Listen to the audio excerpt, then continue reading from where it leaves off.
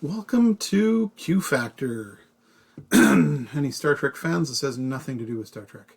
So Q Factor, what is Q Factor? What am I talking about here? Q Factor is how we account for recipe, or not recipe, but add-ons when people have choice, right? So if you go into a restaurant, you order a hamburger, you have a choice of French fries, Caesar salad, soup, curly fries, whatever, right? So we don't cost out every single different combination. Especially gets complicated when you go to a place like the Keg and you buy the steak, and then you have to choose a starch, a rice, a vegetable, sauce, so the multiple combinations become very confusing when it comes to costing. So really what happens with Q factors, we just cost out the worst case scenario for us. What happens if the customer buys the most expensive option of the options that are available to them? And we set our selling price based on that worst case scenario. What's the biggest cost that we could incur selling to this customer if they chose all the most expensive items, right? Now, this only applies to entrees, because entrees are usually the recipe items that would have a choice of a starch or a choice of a vegetable, right?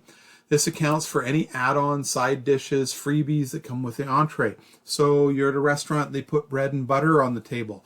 That gets part of Q factor, right? The thing to remember is we're going to calculate a portion cost for Q factor, which we're going to add to the portion's price. Not going to add to the entire recipe's price. We're going to add to the portion cost of the entree.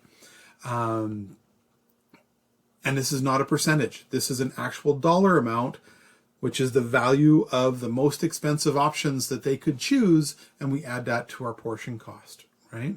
So how do we do this? Well, we complete a recipe costing sheet for all the possible options of those add-ons, not included with our entree, just separately. So we have a cost for a mushroom soup, a cost for a broccoli soup, a cost for a minestrone soup. So they're going to choose one of those three, right?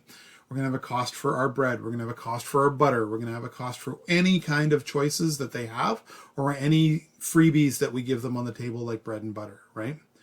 And then we're just going to select the most expensive options that they could choose, and add that to our recipe cost for our entree. So our Q factor is then going to be the sum of all the most expensive options for each choice. So the key with this one is realizing that they may have more than one choice, right? If you're in a restaurant and you ordered your sirloin steak, now you have an option of potato, rice, or baked potato, rice, or mashed potato, and a portion of carrots or asparagus, and so you're getting a potato and a vegetable, not one or, right? So you have to be very careful when you're reading questions or looking at the scenario that you're into, right?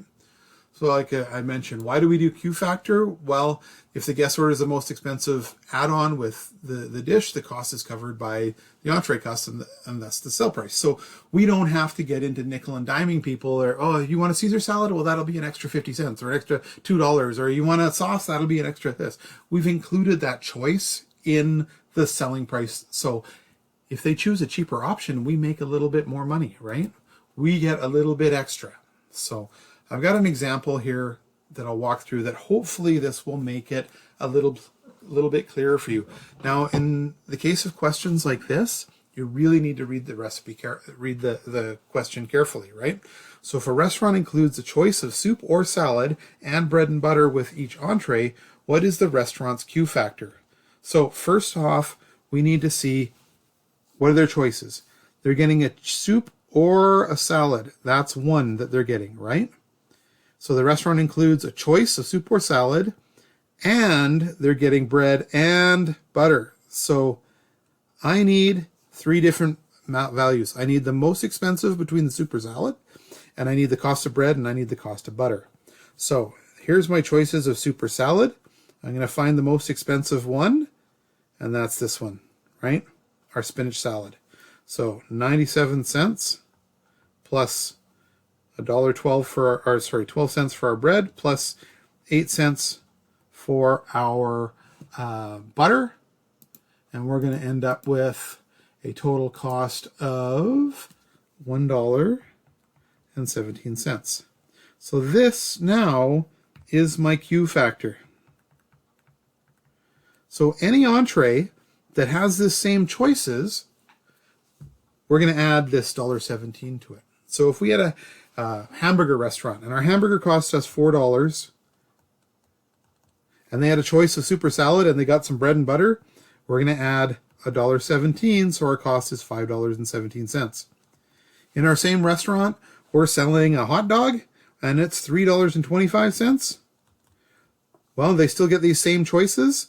We're going to add $1.17 and we're going to come up with $4.42, right? So as long as the entrees have the same choices, you can use this same Q factor over and over again.